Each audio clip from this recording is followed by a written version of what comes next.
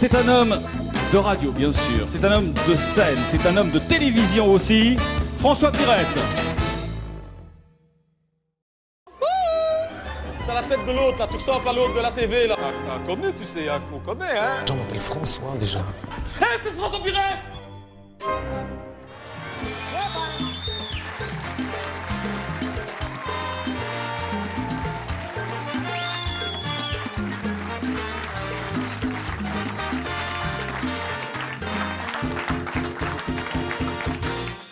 Je vous disais que ce spectacle était expérimental. Vous allez encore en avoir la preuve à l'instant. Bon, on va essayer. Si vous voyez lundi que c'est passé à la télévision, c'est que ça ne se sera pas trop mal passé. Parce que le sketch que je vais tenter de jouer devant vous maintenant n'est pas écrit. C'est une improvisation totale.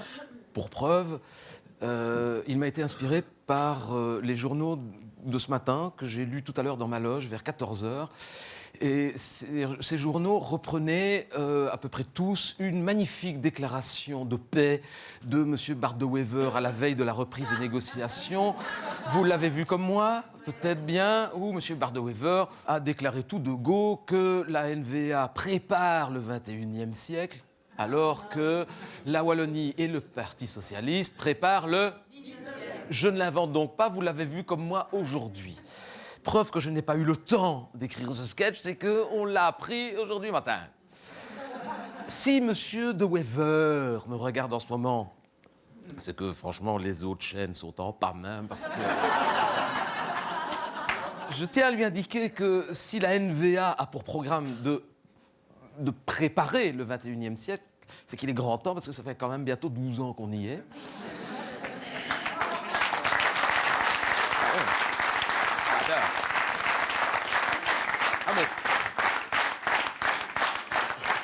Je ne dis pas que des choses imbéciles non plus.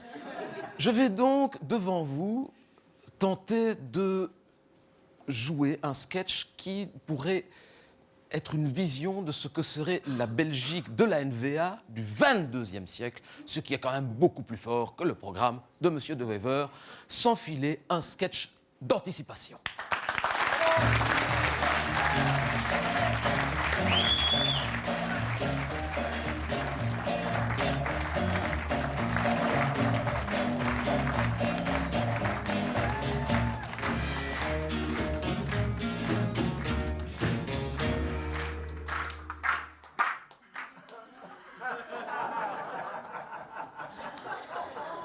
Mesdames, Messieurs, je vous souhaite la bienvenue en ce city trip des autocars Cantino. Alors, Mesdames, Messieurs, je vous demanderai d'être prudents car nous entrons maintenant dans l'agglomération de notre belle ville de Europatown. Europatown, anciennement, comme vous le savez, baptisée Bruxelles en français. Et d'ailleurs, Bruxelles en néerlandais, ces deux langues ayant disparu depuis bientôt un siècle au profit de cette merveilleuse langue poétique et suave qu'est l'anglais des affaires et des finances. Je vous demanderai de respecter strictement les consignes de sécurité. N'ouvrez pas les carreaux, ne passez pas les mains à l'extérieur, ne donnez pas à manger aux autochtones, c'est dangereux. Mesdames, Messieurs, je vous rappelle que Bruxelles, qui anciennement était la capitale d'un pays disparu en 2018 à l'issue de 4 ans de guerre civile, 14-18, je veux bien parler de 2014-2018. Bruxelles était donc la capitale d'un pays appelé anciennement la Belgique et ce pays est défunt et maintenant disparu. Hosanna, Dieu merci, c'est fini. Bruxelles était une ville majoritairement composée de petites rues sombres, sales et qui souhaitaient la moule, la bière, la frite, la mayonnaise. Et la gaufre de Liège, qui n'était d'ailleurs pas de Bruxelles. Fort heureusement, tout ceci a disparu au profit de notre belle cité de béton, d'acier et de verre, Europatown. Nous allons faire un bref arrêt devant ce magnifique échafaudage d'à peu près 1 hectare. Cet échafaudage qui abritait il y a quelques années maintenant, mais il s'est effondré depuis, le palais de justice de l'ancienne ville de Bruxelles. Comme on voit, l'échafaudage était quand même beaucoup plus résistant que ce qu'il était censé rénover.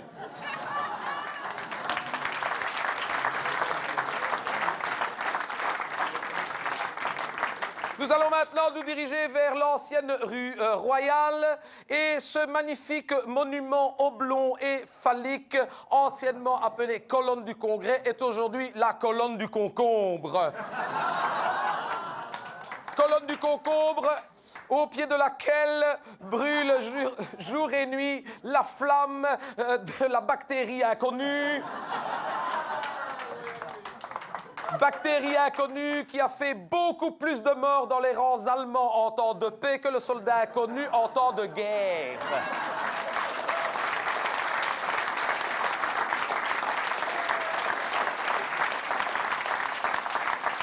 Et vous savez que chaque année, en mémoire de ce carnage, les enfants viennent déposer, en mémoire de toutes ces victimes, une magnifique boîte d'antibiotiques au pied de la colonne du concombre. Nous remontons quelque peu vers le nord de la ville. Je vous demanderai d'être de plus en plus prudent, plus on approchera du nord d'ailleurs. À votre droite, cette magnifique cité dortoir, ce grand immeuble qui abrite aujourd'hui à peu près 4552 familles de fonctionnaires européens de Europatown, était anciennement la maison de la radio-télévision belge d'expression française, appelée à l'époque RTBF. Oui, madame, monsieur, ce grand porte-avions ne servait qu'à faire de la télévision et un petit peu de radio. Il y avait à l'époque 4500 agents employés à temps plein dans cette maison, c'est-à-dire 4500 agents, c'est-à-dire exactement une personne employée par téléspectateur.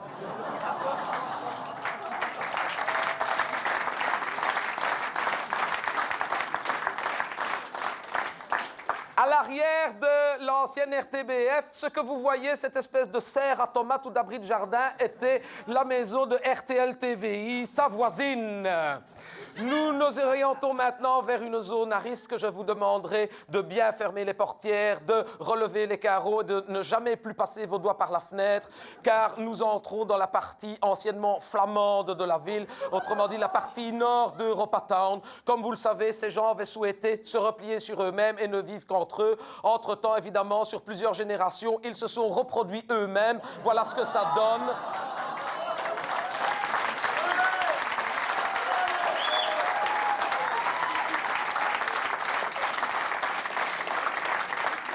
On ne compte plus les erreurs et les déchéances génétiques, bien entendu. Ne donnez pas à manger, ne donnez pas d'argent. C'est à vos risques et périls. Le grand terrain vague. Le grand terrain vague qui s'étend devant vous, jonché de ruines, était anciennement le palais royal de Laken. Aujourd'hui, terrain vague de Laken. Le palais royal qui a été rasé au lendemain de la guerre 2014-2018. Oui, ce palais a été rasé en une nuit, c'est-à-dire au lendemain de l'élection d'un homme politique maintenant décédé, appelé à l'époque Bart de Wever, qui avait tellement promis pendant tant d'années que s'il était élu, demain on rase gratis, eh bien visiblement, il avait tenu ses promesses.